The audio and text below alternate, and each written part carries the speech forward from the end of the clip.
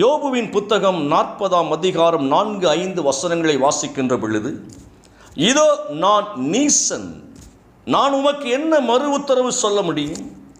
என் கையினால் என் வாயை நான் பொத்திக் கொள்ளுகிறேன். நான் 2 தரம் பேசினேன், இனி நான் பிரதியுத்தரம் கொடாமலும் பேசாமலும் இருப்பேன் என்று யோபு தேவனிடத்தில் பதில் சொல்லுவதை பார்க்க முடிகிறது.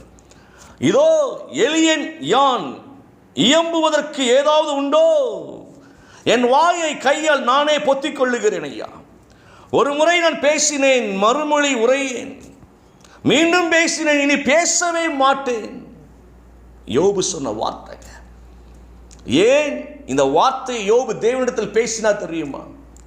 ஆண்டவரே, இனி நான் பேச மாட்டேன், வாயை பொத்திக் கொள்ளுகிறேன். என் கையினாலேயே என் வாயை பொத்திக் கொள்ளுகிறேன்.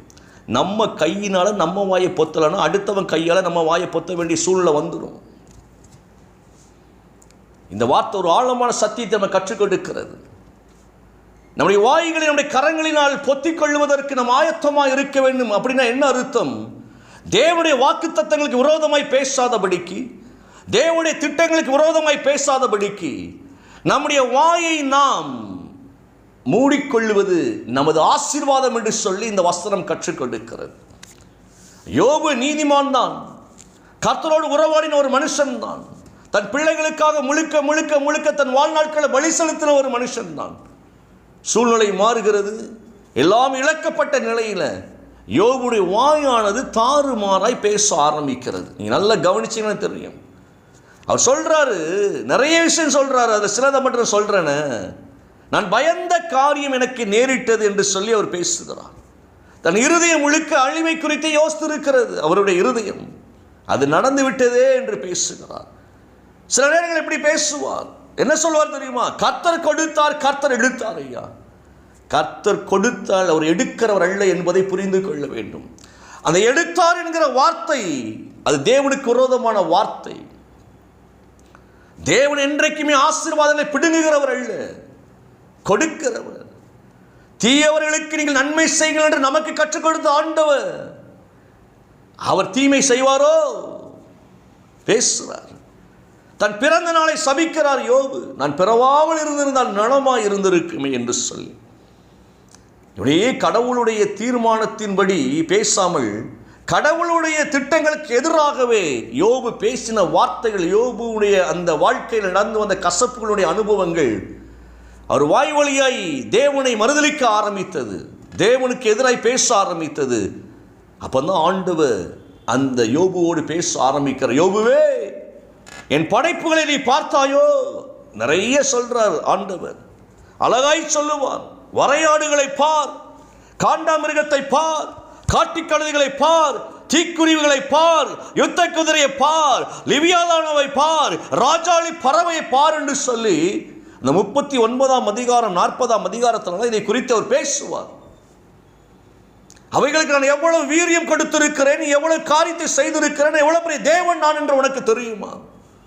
நீ என் சாயலாய் படைக்கப்பட்ட மனுஷன், நீ இவைகளெல்லாம் பார், அவைகளை உன்னால் அடக்க கூட முடியாது.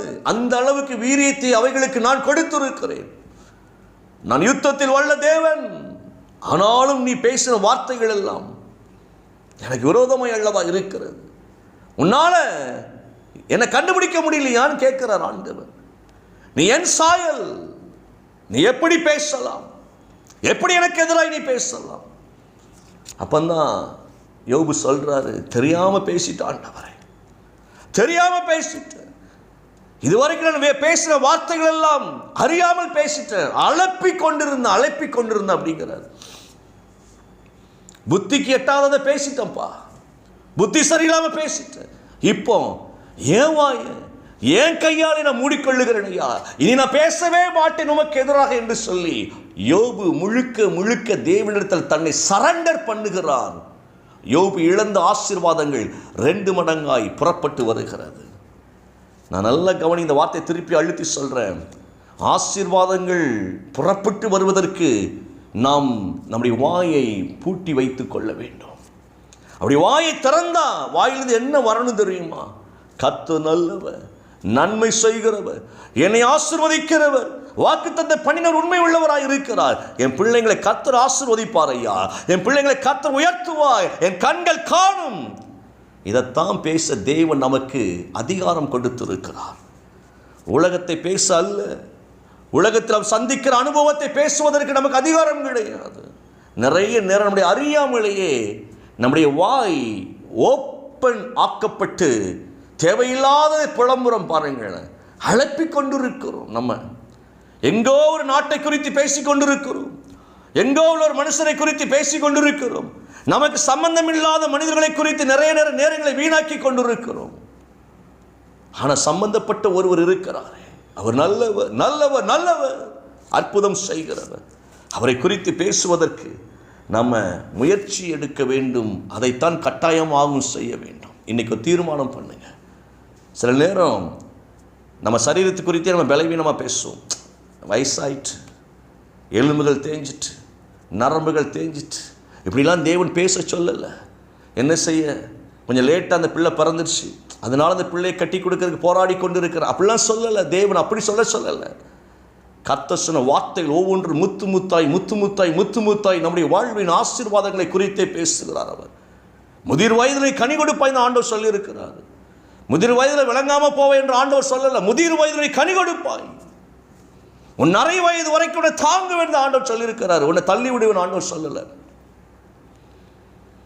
உன் பிள்ளைகள் எல்லாம் என்னால் போதிக்கப்பட்டிருப்பாங்கன்னு ஆண்டவர் சொன்னார். உன் பிள்ளைகள் உருப்படாதுன்னு ஆண்டவர் சொல்லலை. அவர் சொல்லாததெல்லாம் நம்ம சொல்லிக்கிட்டு இருக்கிறோம். இன்னைக்கு மாற்றிக்கொள்ளுவோம், நம்முடைய இருதயத்தை மாற்றிக்கொள்ளுவோம்.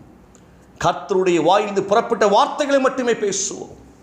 உலகம் காண்பிக்கிற, உலகம் கற்றுக் கொடுக்கிற காயங்களின் கசப்புகளை தூக்கி தூர போட்டு விட்டு கர்த்தருடைய ஆசீர்வாதங்களை பேசிக்கொண்டே இருப்போம். எனக்கு அருமையான தேவ பிள்ளை, வாயை யோபு மூடிக்கொண்ட உடனே கர்த்தர் யோபுடைய வாழ்க்கையை 2 மடங்காய் ஆசீர்வதிக்கிறார். முந்தின காரியத்தை காட்டில பிந்தின காரியம் மகிமையாக இருந்தது. கண்களை மூடுவோம். பிதாவே, எங்கள் பிள்ளைகளை இப்படி கரத்தில் ஒப்புக் கொண்டிருக்கிறேன். இயேசுவின் நாமத்தில் என் பிள்ளைகளை அர்ப்பணிக்கிறேன் ஆண்டவரே. இந்த காலை வேளைக்காய் நன்றியோடுமே துதிக்கிறோம். ஸ்தோத்திரம் ஸ்தோத்திரம். தொடர்ந்து பெரிய காரியங்களை பிள்ளைகளுக்கு செய்வீராக. எல்லா பலவீனங்களும் மாறட்டும். விசேஷமாக எங்கள் சந்ததிகளுக்காக இன்றைக்கு நாங்கள் ஜெபிக்கிறோம். எங்கள் சந்ததிகள் ஆசீர்வதிக்கப்படுவார்களாக.